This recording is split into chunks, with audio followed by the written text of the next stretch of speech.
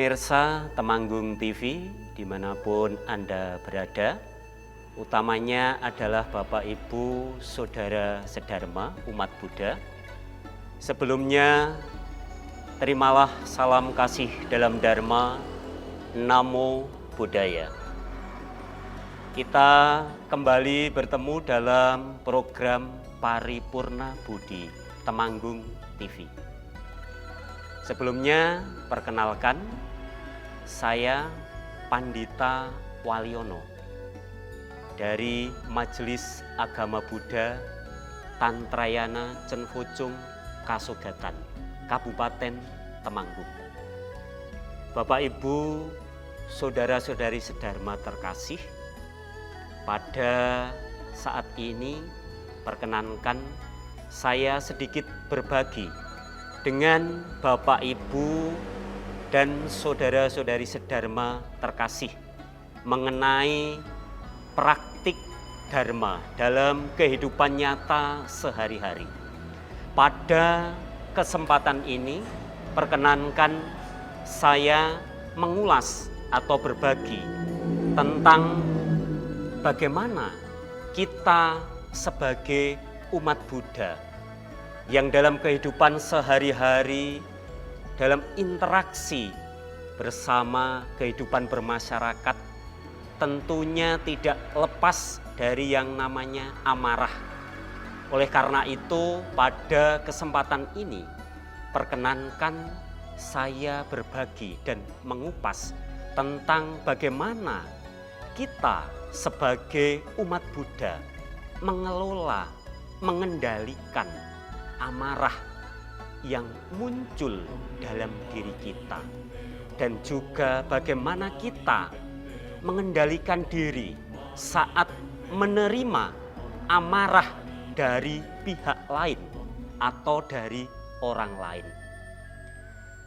Bapak Ibu, saudara-saudari Sedharma terkasih, kita sebagai makhluk ganda, sebagai makhluk individu dan juga makhluk sosial, dalam kehidupan sehari-hari, kehidupan bermasyarakat, tentunya Bapak Ibu Saudara Sedharma sering sekali dalam batin, dalam jiwa, dalam pikiran kita timbul suatu amarah. Saudara Sedharma, itu adalah hal yang manusiawi. Itu adalah hal yang umum dan lazim terjadi. Apalagi kita sebagai umat Buddha mengenal dua jalan kehidupan, yaitu jalan yang pertama sebagai seorang samana atau pertapa. Jalan yang kedua, hidup sebagai perumah tangga atau garawasa. Bapak Ibu Saudara Sedharma terkasih, dalam menjalani kehidupan sebagai berumah tangga, tentu banyak sekali berinteraksi dengan kehidupan bermasyarakat. Interaksi dalam keluarga, interaksi dalam masyarakat, juga interaksi sesama umat Buddha. Dalam kehidupan sehari-hari, tidak jarang kita temui seseorang marah-marah, bahkan di tempat umum. Hanya karena bunyi klakson, Bapak Ibu Saudara Sedharma terkasih, bisa memicu amarah seseorang. Dari amarah ini bisa memicu konflik. Dari konflik ini bisa memunculkan berbagai hal dalam kehidupan kita berinteraksi dalam masyarakat. Dalam kehidupan keluarga, seringkali kita temui seorang kakak marah dengan adiknya. Seorang ayah atau ibu marah dengan anak-anaknya. Ini hal yang wajar. Dalam kehidupan bermasyarakat, marah dengan tetangganya atau mungkin menerima amarah dari tetangganya, ini hal yang wajar. Tetapi Bapak, Ibu, dan saudara-saudara sedharma terkasih, ketika munculnya amarah ini sudah dalam frekuensi yang sangat sering. Nah, ini menjadi hal yang tidak wajar. Ini menjadi hal yang tidak lazim. Ini menjadi hal yang tidak umum. Apalagi bangsa kita, bangsa Indonesia. Sejak zaman nenek moyang, kita dikenal sebagai manusia yang penuh dengan ramah tamah, dengan kesopanan.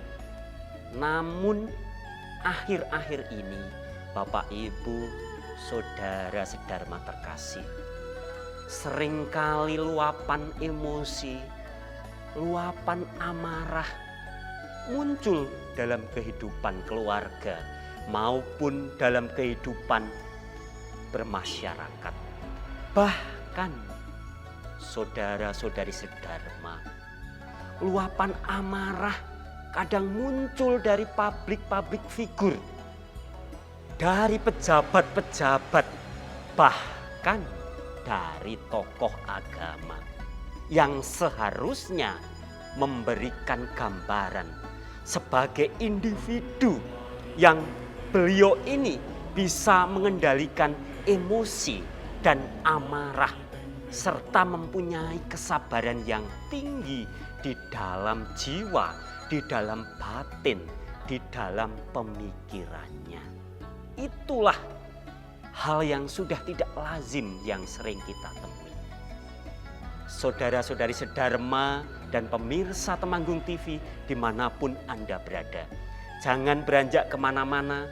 Setelah jeda pariwara berikut ini, kita masih kembali dalam program Paripurna Budi Temanggung TV.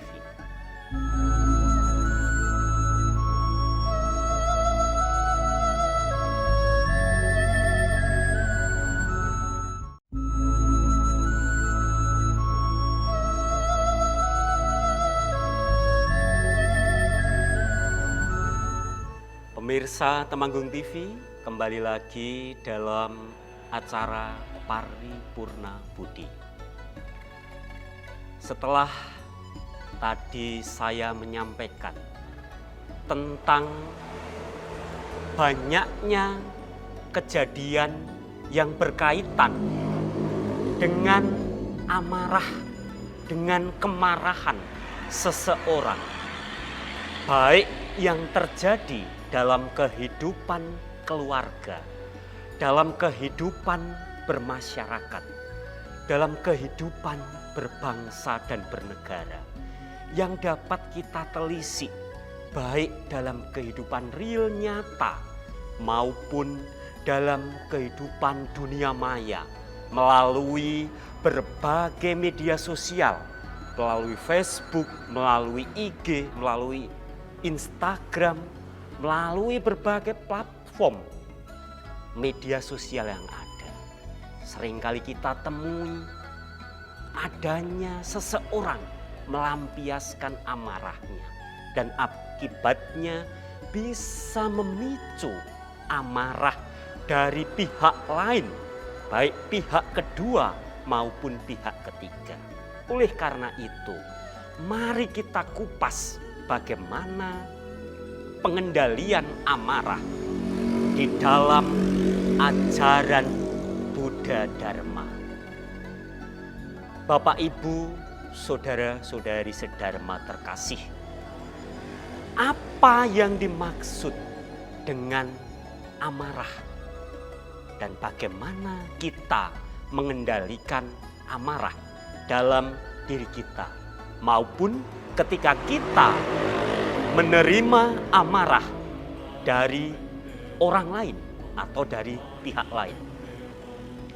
Dalam agama Buddha dijelaskan dalam Kundana Sutta, Sang Buddha membabarkan bahwa amarah itu adalah suatu kondisi batin, gejolak batin yang disebabkan oleh beberapa hal.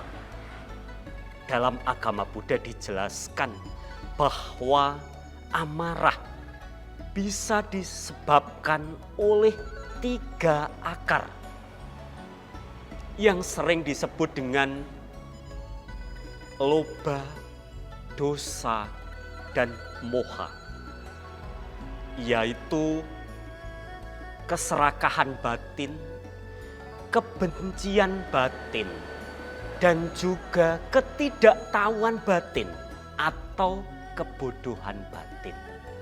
Nah, dari sini timbul sesuatu yang tidak sesuai dengan apa yang diharapkan. Jadi harapan tidak sesuai dengan kenyataan, atau dalam bahasa gaulnya sering disebutkan bahwa ekspektasi tidak sesuai dengan kenyataan.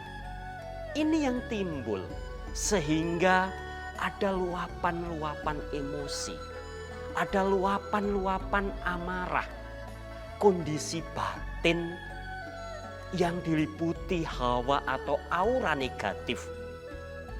Ini amarah menurut agama Buddha.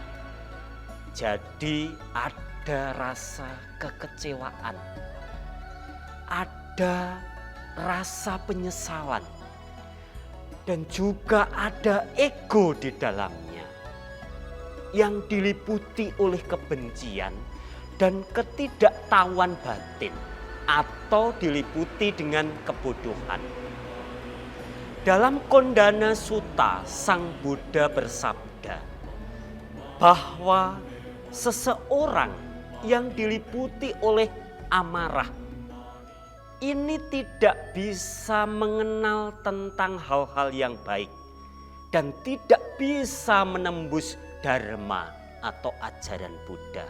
Bahkan dalam Kondana Sutta disabdakan bahwa orang yang diliputi amarah ini ibaratnya adalah orang yang berada dalam kebutaan. Orang yang hidup dalam kegelapan, dalam kabut yang pekat, sehingga tidak bisa menyelami hal-hal tentang kebajikan dan tidak bisa menyelami tentang dharma. Oleh karena itu, kita sebagai umat Buddha, Bapak, Ibu, saudara-saudari sedharma terkasih, alangkah baiknya jika umat Buddha bisa mengendalikan amarah yang timbul dalam batin, dalam pikiran, dan dalam dirinya. Itu menjadi salah satu jalan menuju kedamaian, menjadi salah satu jalan menuju kebahagiaan yang sejati.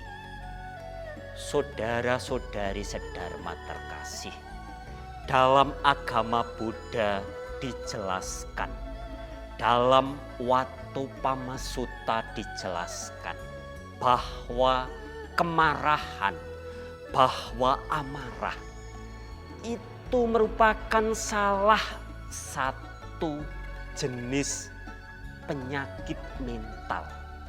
Jadi Bapak, Ibu, saudara-saudari sedharma tidak ingin diklaim sebagai manusia yang punya gangguan jiwa, yang punya penyakit mental.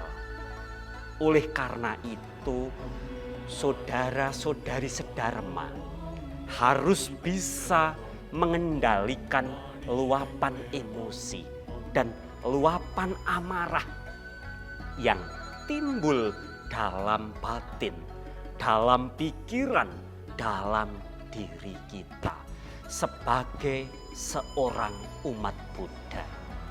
Jadi sudah sangat jelas dalam agama Buddha, ketika seseorang tidak bisa mengendalikan amarah, maka ia sudah termasuk dalam gangguan mental atau salah satu sakit jiwa. Pemirsa Temanggung TV, dimanapun Anda berada, jangan beranjak kemana-mana. Setelah jeda pariwara berikut ini, kita akan kembali lagi.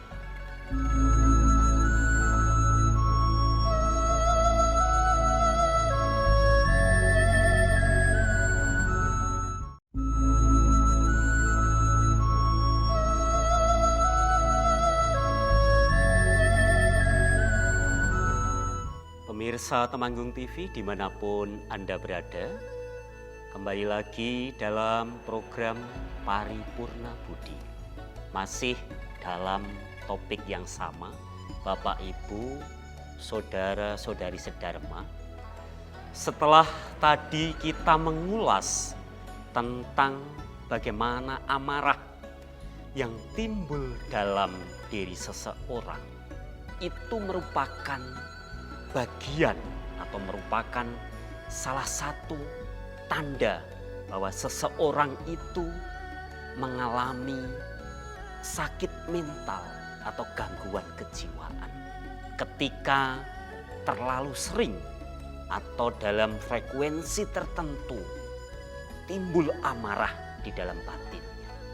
Lalu bagaimana kita sebagai umat Buddha menjalani kehidupan ini tanpa suatu amarah, tanpa suatu luapan emosi yang meledak-ledak, yang bisa menimbulkan berbagai masalah, berbagai konflik, hanya karena kita tidak bisa mengendalikan suatu amarah atau luapan emosi. Bapak, Ibu, Saudara-saudari sedharma terkasih, dalam agama Buddha dikenal 3 mazhab utama, yaitu jalan Hinayana, jalan Mahayana, dan jalan Wajrayana atau Tantrayana. Saudara-saudari sedharma terkasih, pada kesempatan ini saya akan membagikan bagaimana kita sebagai umat Buddha mengendalikan amarah dalam diri kita melalui metode mazhab Wajrayana atau Tantrayana. Dalam mazhab Tantrayana ada 4 hal pokok yang bisa dilakukan ketika seseorang dihadapkan pada kondisi batin luapan amarah yang luar biasa. Ada 4 hal, saudara-saudari sedharma. Yang pertama, ini disebut dengan metode Vajrasunya. Ketika seseorang diterpa kondisi luapan amarah yang luar biasa, maka bisa melaksanakan metode yang pertama, yaitu kekuatan keheningan. Atau dalam Wajrayana disebut Vajrasunya. Apa yang dimaksud dengan Vajrasunya? Adalah kita menghentikan segala kondisi pikiran, batin, dan juga fisik kita. Ketika kita dirundung amarah yang luar biasa, stoplah, berhentilah sejenak, baik berpikir maupun beraktivitas secara fisik. Tariklah nafas secara perlahan, keluarkan dari dalam mulut kita. Jiwa kita hening, jiwa kita sunyi, jiwa kita kosong. Itulah tanpa pemikiran, tanpa jiwa. Berhenti sejenak untuk mengosongkan batin jiwa kita yang berkecamuk. Itulah dalam Wajrayana yang disebut dengan Bajra Sunya. Dengan kita berhenti sejenak, maka luapan-luapan yang timbul itu akan segera mereda. Tariklah nafas 3-7 kali secara dalam. Keluarkan melalui mulut kita. Itu adalah meluapkan secara sunyi dalam keheningan. Itu metode yang pertama. Kemudian metode yang kedua dalam Wajrayana bisa dilatih melalui meditasi, pemusatan pikiran dengan objek-objek tertentu berdasarkan kesadaran dan kewaspadaan. Tetapi metode yang kedua ini tentunya sebagai mitigasi atau pencegahan. Seseorang yang sudah terlatih untuk bermeditasi, maka ia akan terkontrol emosinya, akan terkendali segala luapan amarahnya. Tetapi ketika kita dibenturkan dalam suasana di lapangan, di jalan raya, di pasar, di tempat kerja, teknik yang pertama tadi yaitu Bajra Sunya, itu adalah paling mujarab, paling ampuh untuk mengatasi kemarahan, luapan emosi kita. Kemudian dalam jalan Wajrayana atau Tantrayana juga diajarkan metode yang ketiga, yaitu melalui Yoga Tantra. Apa itu Yoga Tantra? Saudara-saudari sedharma terkasih, Yoga Tantra adalah salah satu metode penggabungan olah nafas, gerak fisik, dan kesadaran pikiran. Bahkan sekarang Bapak Ibu Saudara sedharma, banyak kelas-kelas umum tidak hanya umat Buddha maupun umat Hindu yang menyelenggarakan kelas yoga. Jadi ketika Bapak Ibu sebagai umat Buddha tidak pernah mencoba, tidak pernah belajar tentang Yoga Tantra, maka sebagai umat Buddha kita telah ketinggalan. Kita telah tertinggal dari manusia atau dari umat-umat yang lain. Itu adalah metode ketiga. Saudara-saudari sedharma, metode ketiga ini juga metode pencegahan. Kemudian metode yang keempat ini lebih rahasia dari mazhab Tantrayana, yaitu dengan penekunan sadhana catur prayoga. Ini bersifat rahasia dan mendalam. Saudara-saudari sedharma, itulah kiat dan teknik untuk mengatasi amarah dan mengendalikan amarah dalam diri kita. Saudara-saudari sedharma, Bapak Ibu terkasih, jangan lupa tetap saksikan program Paripurna Budi di Temanggung TV dalam episode-episode yang selanjutnya. Demikian yang dapat kami sampaikan. Namo Buddhaya.